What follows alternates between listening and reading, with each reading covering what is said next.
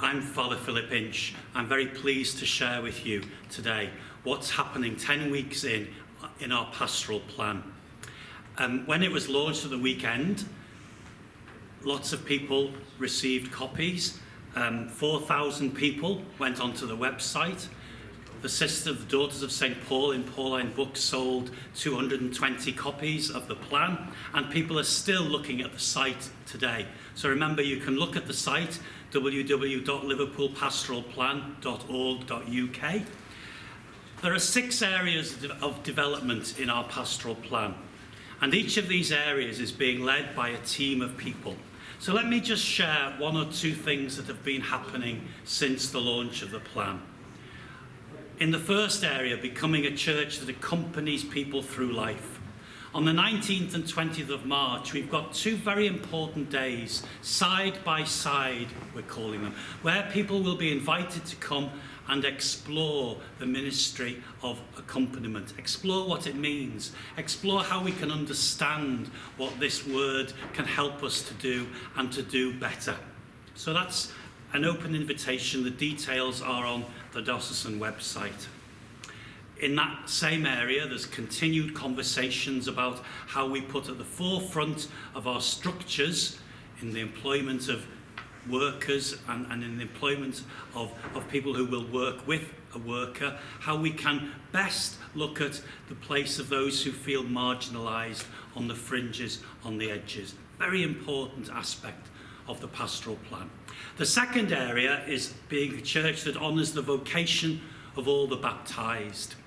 And this is an area that needs lots of exploring, but we're given real impetus to do this by Pope Francis's work and the Bishops' Conference work on the ministry of catechists. So we're looking at how we can think about what we're calling a formation year, that everybody can do together. Priests, deacons, lay people can do this year together as a foundation for whatever happens next. So that's an ongoing piece of work, lot to do, things are happening. Being a church, becoming a church where synodality is embedded.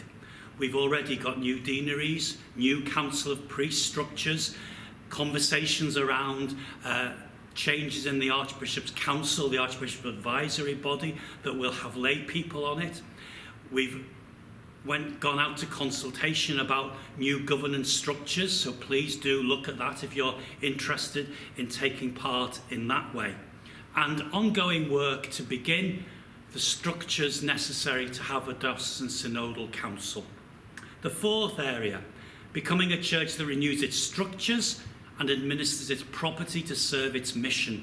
So we're beginning at the grassroots of this, exploring what families of parishes might mean, how we can best use the resources we've got, and looking at the whole question of deanery synodal councils. So the deans have been working to look at an appointment of a chair to help set up the deanery synodal councils so that we can have synodality at the heart of what we're doing and the decisions that we need to take.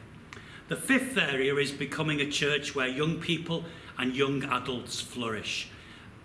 A request in that area to make young people, our ministry with them and to them at the forefront. There'll be a job description hopefully ready within 4 or 5 weeks for a new diocesan post that will help us look across the board at our provision for and with young people. And finally, becoming a church that cares for its priests.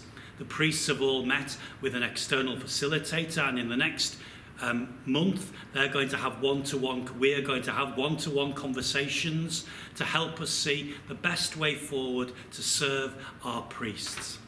And finally, on the 28th of March, Archbishop Malcolm with Cardinal Nichols is going to visit the Congregation of Bishops, the Office of Synods, and various dicasteries in Rome.